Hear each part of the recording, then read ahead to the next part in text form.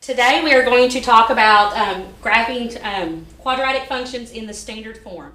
Now remember that a quadratic function is in the form of ax squared plus bx plus c.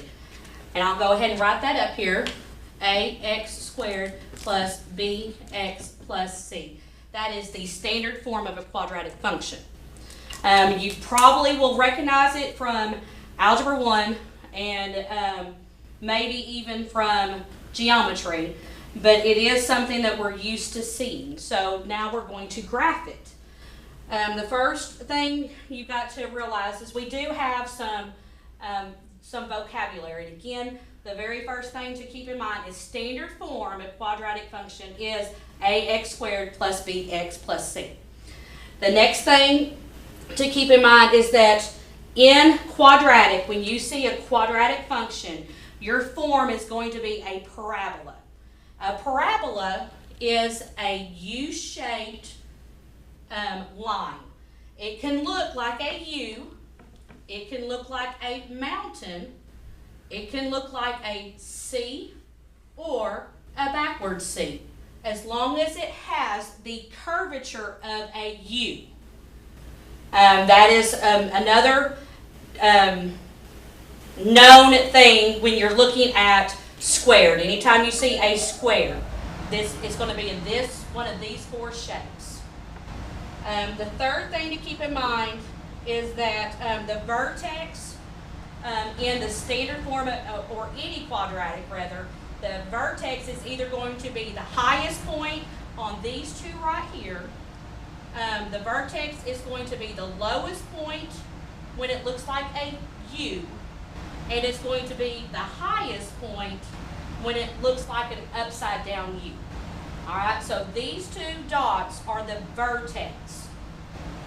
And the axis of symmetry in a parabola or quadratic function, the axis of symmetry will go straight down the vertex. So when you're looking at the vertex, you want to go over to your x and draw a straight vertical line down. That is your axis of symmetry. And your minimum and maximum, it can be called your high and your low, but this, in this U shape, this right here of your vertex, that is a minimum. When you're looking over here, when it looks like an upside down U, I call it a mountain. This would be a maximum because you can't go any higher. If it is the highest place on the curve, it is a maximum. If it is the lowest of the curve, it is a minimum. Then the last thing to keep in mind with quadratic functions, as basic vocabulary would go, is that when you're looking at a graph of it, y equals x squared is considered the parent function. What that means is you can build from this equation however you choose to. You can add a number in front of it. You can add multiple things on the back of it. But it's all starting with this x squared.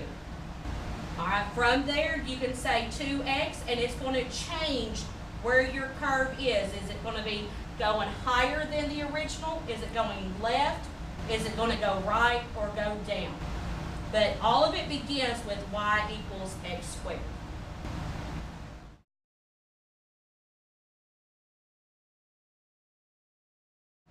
When we begin to graph quadratic functions, what you want to do is you want to make a table, an XY table. And so I'm going to do that here.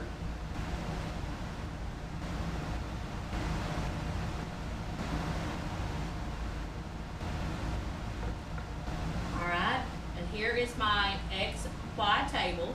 My X goes on top, my Y goes on bottom.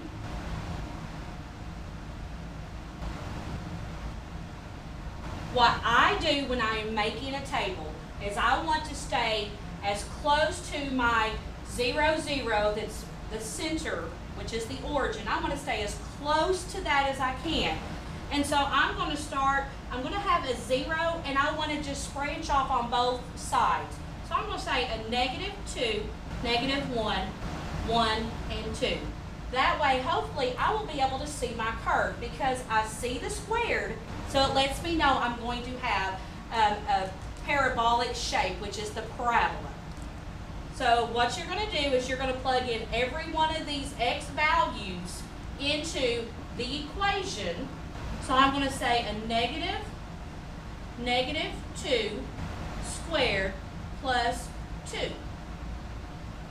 All right, so the first thing we have to do is our exponent. So a -2 squared gives us a +4, but then we have to remember our negatives. So we have a -4 plus 2. I'd rather write it over here, sorry.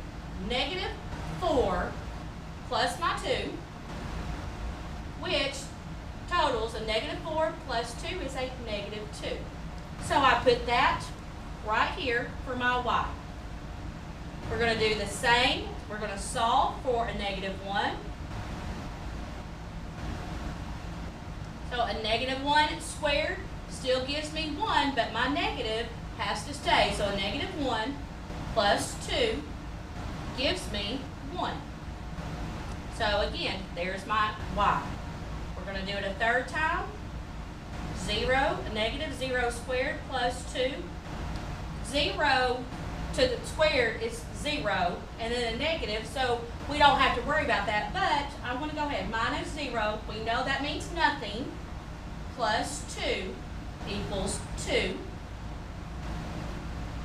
And then we're going to solve for 1, a -1 squared plus 2 equals 1 squared is 1, keep my negative, so a -1 plus 2 equals 1. And then my last one, -2 squared plus 2 equals 2 squared is 4. Again, we keep my negative, plus 2 equals a -2. Now, all five of these up there in our XY table are going to be points on my graph. So at this point, I'm going to walk over and put it on my graph. I've got a -2. Remember that your x's go left and right. All right, so my negatives of my x's are on this side, so I'm going to go -2, and then I'm going to go down 2. Because again, this is my negative side of my x. This is my negative of my y. This is the positive x, and this is my positive y. All right. Now, that might make it easier. I have a -1. -1, again, we start with our x, and a +1. So now I place my dot, and then I have 0, which is the origin, and go up to 2. Then I have 1, 1, so I go over 1, up 1. And then I have 2, over 2, down 2.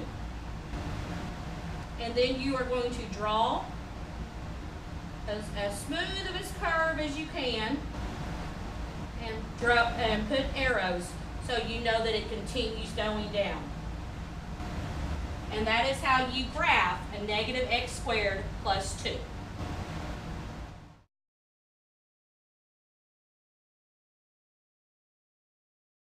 The next part of the quadratic functions in standard form, again, here is our standard form, ax squared plus bx plus c. But there are properties of the graph that would be beneficial to know. The first thing is if your a is a positive number, so if your a is greater than 0, then it's going to open up.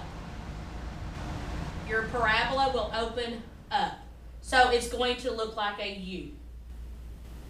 All right, if your a is less than 0, it will open down. which makes it look more like a mountain. All right, the next thing that's beneficial to know is that the absolute value of A, if it is greater than 0, greater than 1, it will be more narrow.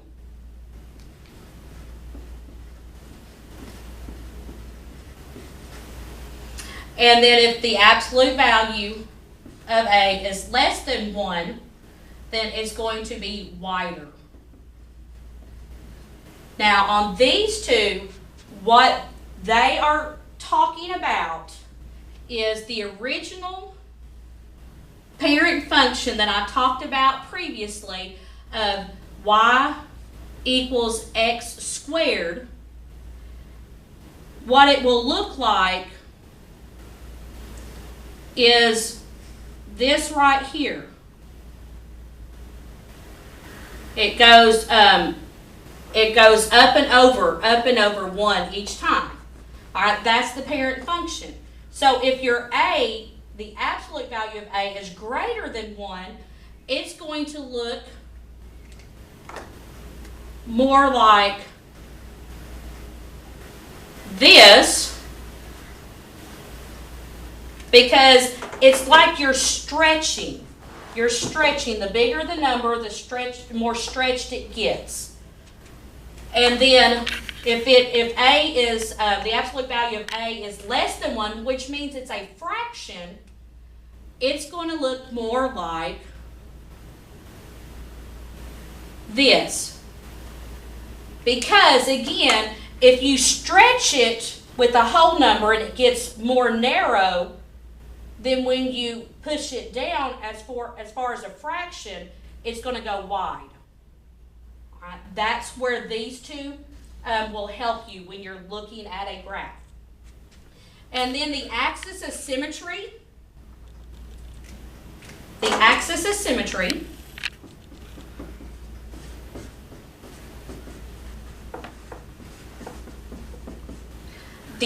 of symmetry is your x value, is the x value of your vertex.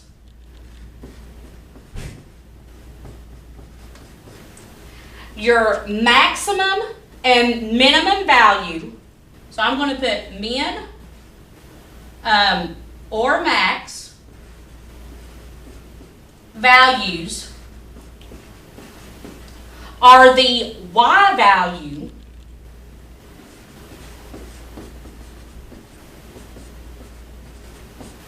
of the vertex.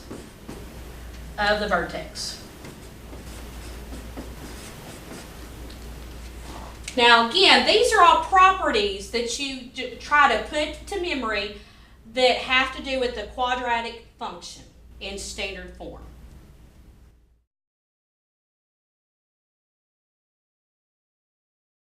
Now we're going to graph a function in the y equals ax squared plus bx plus c form.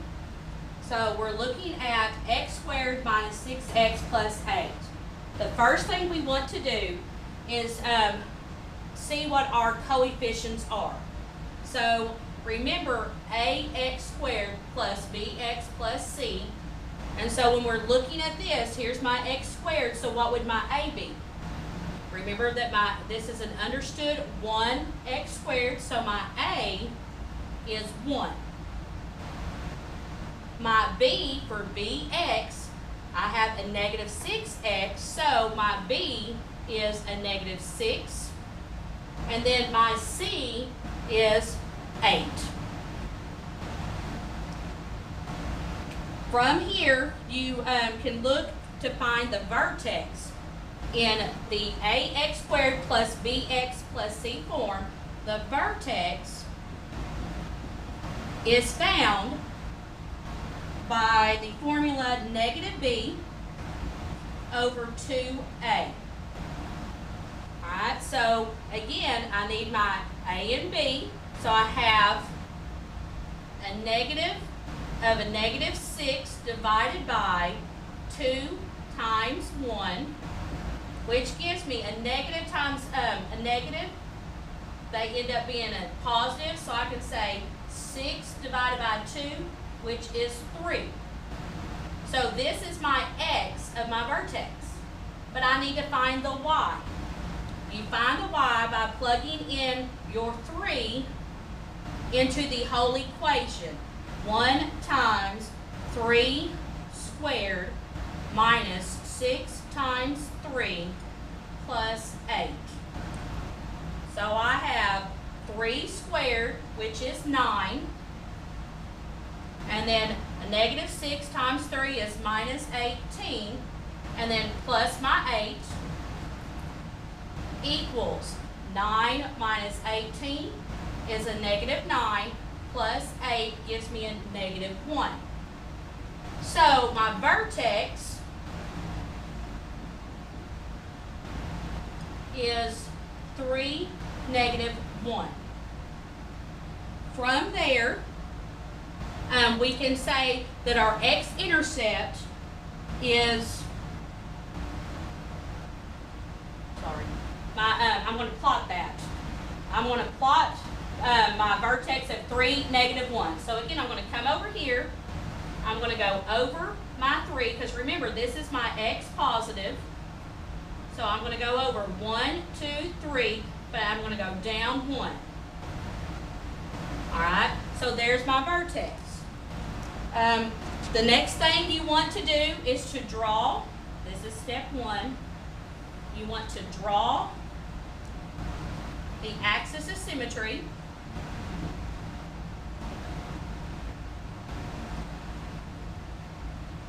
And remember, the axis of symmetry is the x of your vertex.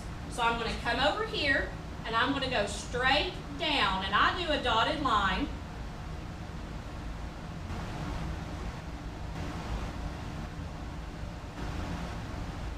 So people don't get confused from my original y-axis. All right. The next step is I want to locate the y-intercept, and the y-intercept is my c. All right, my c on this one was 8. So I'm going to 1, 2, 3, 4, 5, 6, 7, 8. And there is my y-intercept. However many I moved over from my y-intercept to my axis of symmetry, which is 1, 2, 3. I want to move over from the axis of symmetry to the other side. So again, I'm going to move over 1, 2, 3.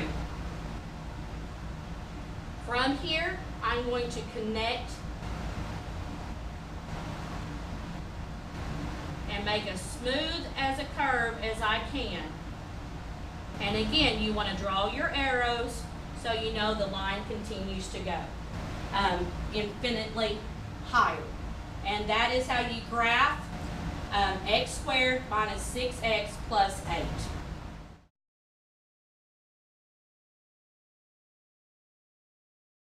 The last part of this lesson has to do with finding your minimum and maximum.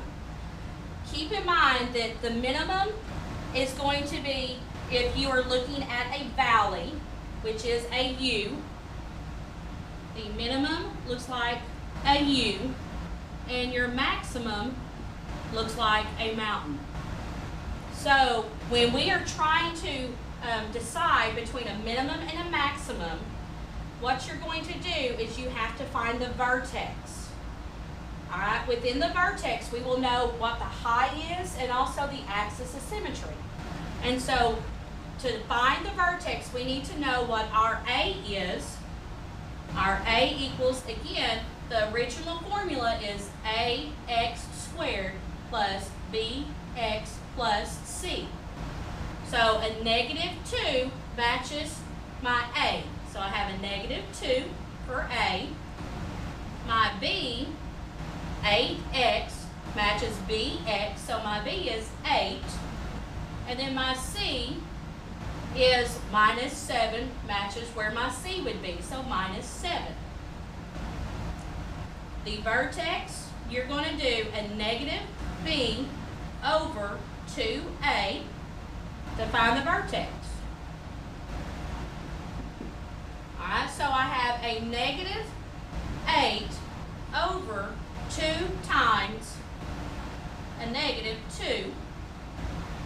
So I have a negative 8 over a negative 4, but minus a negative cancel out, so we now have 8 over 4, which is 2.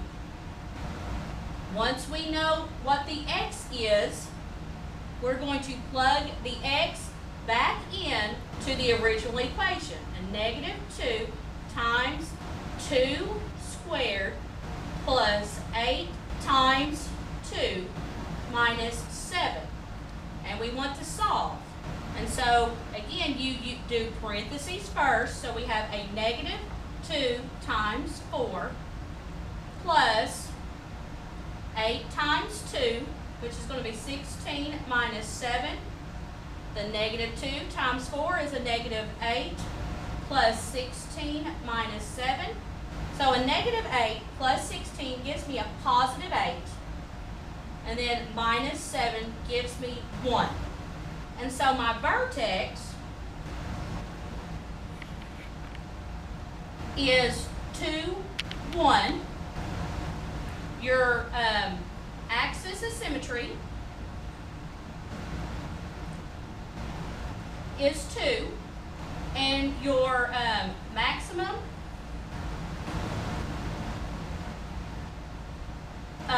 minimum would be 1. Now, the way to tell which one it is, if it's a maximum or a minimum, is by looking at your your A.